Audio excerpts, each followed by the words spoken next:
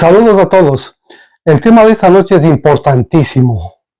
El tema se llama el pecado, los pecados y el pecador. Normalmente este es un tema que no se trata en las iglesias y es algo que confrontamos la mayoría de cristianos. ¿Qué es lo que confrontamos? Sabemos que hemos sido salvos.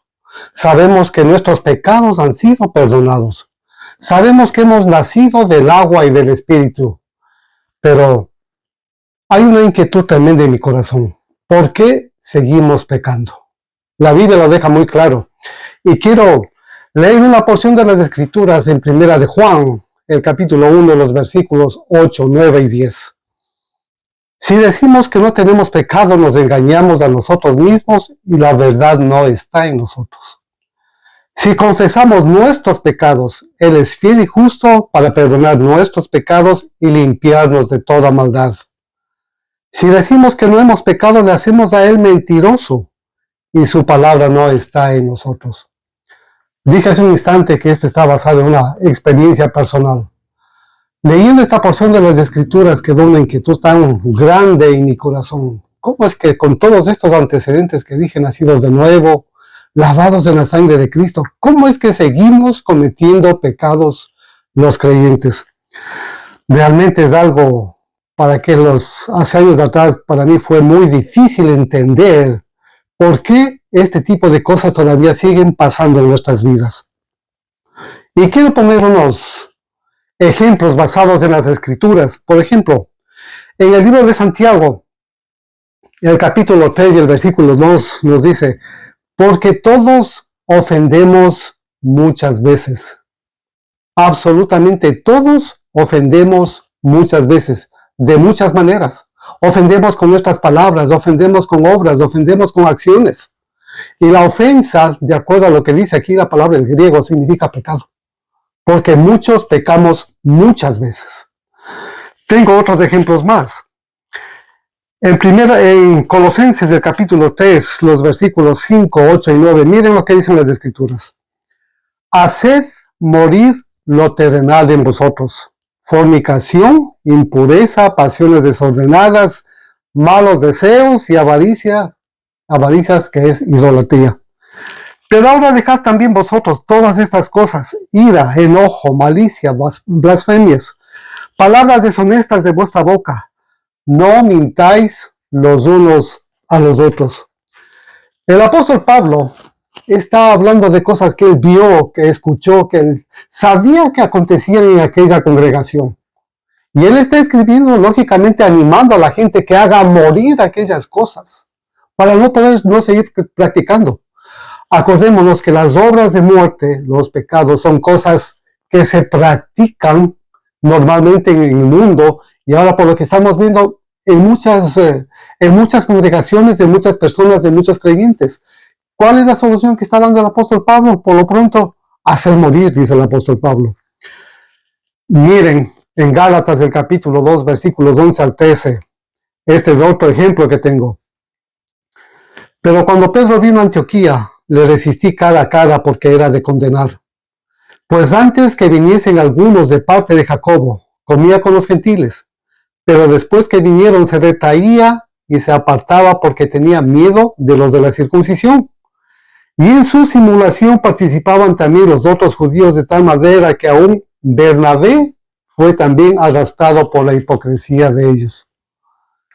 Puse dos ejemplos anteriores hablando, por decirlo así, de cristianos comunes, de un cristiano regular que asiste a una congregación. Pero aquí estamos hablando a nivel de líderes. El apóstol Pablo está condenando cierta acción que veía en el apóstol Pedro y que arrastraba a otras personas, y otro de los líderes de aquella época, Bernabé. Líderes de una congregación arrastrados por la hipocresía. Y de acuerdo a las palabras de Cristo Jesús, refiriéndose a los fariseos, les dice: ¿cómo escaparéis de la condenación del infierno? Por la hipocresía de los fariseos. De igual manera, el apóstol Pablo está repitiendo literalmente las mismas palabras, era de condenar. Así que no solamente sucede a personas cristianos comunes y regulares, también le sucede a los líderes de la congregación. Alguien hizo un estudio en cuanto a los pastores de las iglesias, en cuanto a los pastores en general, aquí en este país, y se dieron cuenta que más del 80% de los pastores veían pornografía. Eran arrestados por la pornografía. Ahora, un ejemplo más, y es interesante ver este ejemplo. Voy a leer en el libro de Santiago, el capítulo 4, versículos 1 al 4. Miren lo que dice Santiago. Esto es impactante. ¿De dónde vienen las guerras y los pleitos entre vosotros? ¿No es de vuestras pasiones las cuales combaten en vuestros miembros? Codiciáis y no tenéis, matáis y ardéis de envidia, y no podéis alcanzar. Combatís y lucháis, pero no tenéis lo que deseáis, porque no pedís. Pedís y no recibís, porque pedís mal, para gastar en vuestros deleites. Oh almas adúlteras, ¿no sabéis que la amistad del mundo es enemistad contra Dios? Cualquiera pues que quiera ser amigo del mundo se constituye en enemigo de Dios. Son peligros que corremos absolutamente todos los creyentes. ¿Dónde está puesta nuestra mirada? Si nuestra mirada está puesta en las cosas de este mundo, la Biblia dice clarito que nos constituimos en enemigos de Dios. Y en realidad, muchos batallamos, peleamos por tener cosas físicas de este mundo, un bonito carro, una casa más grande, un carro de marca, qué sé yo, de calidad, de fama, cualquier ese tipo de cosas. Si luchamos por todas aquellas cosas que provienen del mundo, no nos conformamos con cosas sencillas. Realmente estamos en un problema delante de Dios. Por todos estos ejemplos, ustedes pueden ver que en realidad dentro de la iglesia de Cristo Jesús se cometen muchos desvaríos. Cuando analizamos las cartas del libro de Apocalipsis, absolutamente todas tienen problemas. Absolutamente todas tienen problemas. Absolutamente en todas aquellas cartas el Señor está dando una oportunidad. La oportunidad al arrepentimiento. La oportunidad a que nos volvamos a Él de todo nuestro corazón. Ahora, continuando con este tema del pecado, los pecados y el pecador. Leyendo con un poquito de atención el libro de Romanos, desde Romanos capítulo 5, versículo 12, hasta el capítulo 8, encontramos solamente la palabra pecado.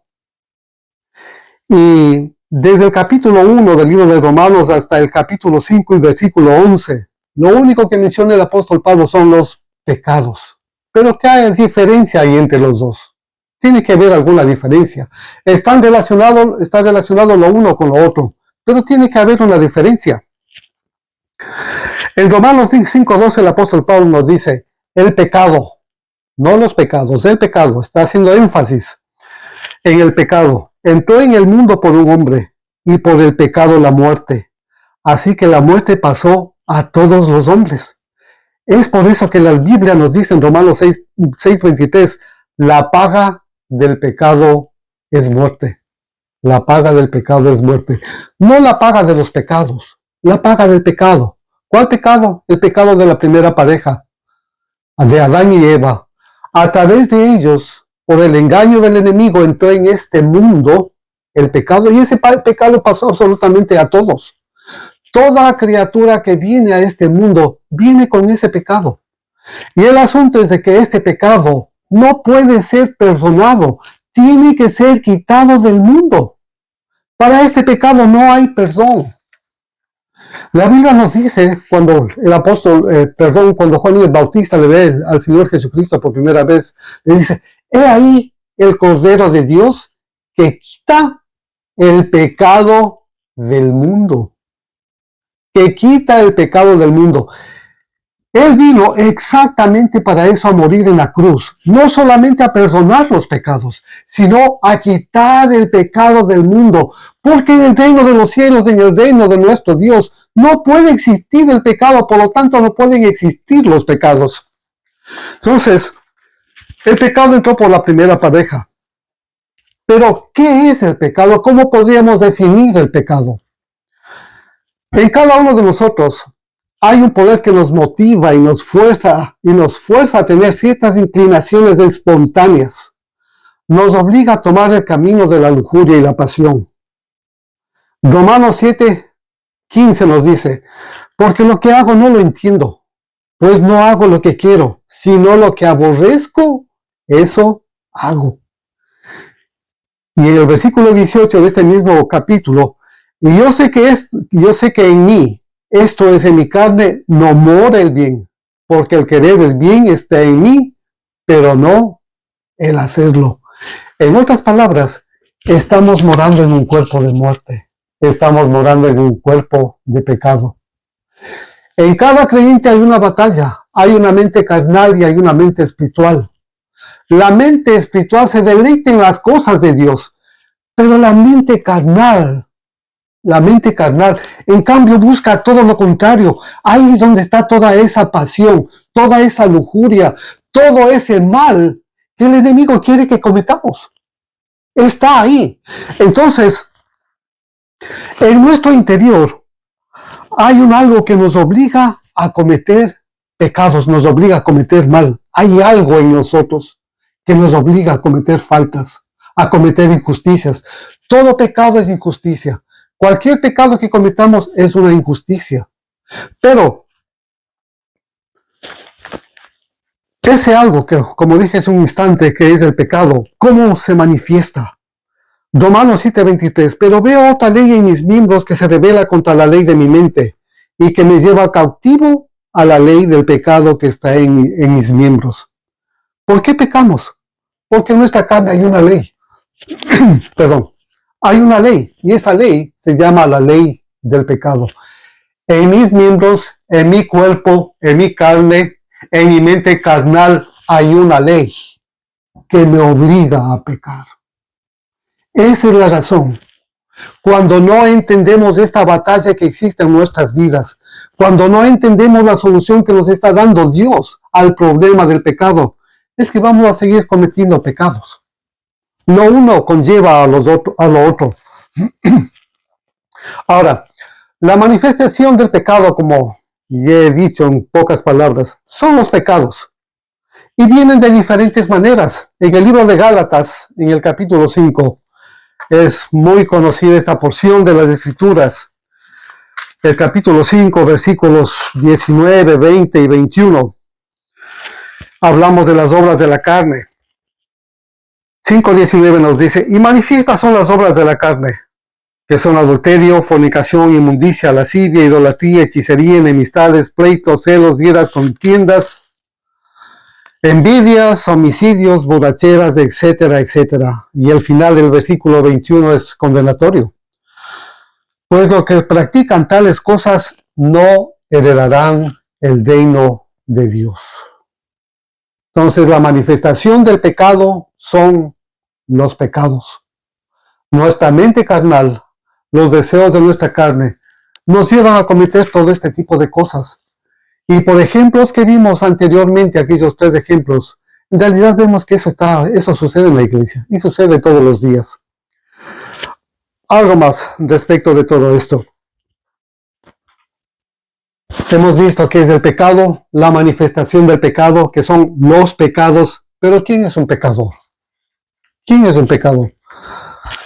Hasta este punto, si alguien quisiera dejar alguna referencia, quisiera dar algún concepto de lo que estamos hablando, quisiera hacer algún comentario, es bienvenido. Me gustaría escuchar sus comentarios y que sean partícipes de lo que estoy compartiendo con ustedes. ¿Quién es un pecador? De acuerdo a Romanos capítulo 5 y versículo 19, miren lo que dice el apóstol Pablo. Porque así como por la desobediencia de un hombre los muchos fueron constituidos pecadores, todo descendiente de Adán es un pecador. Esa criaturita que está gestándose en el vientre de su mamacita es un pecador bebecito.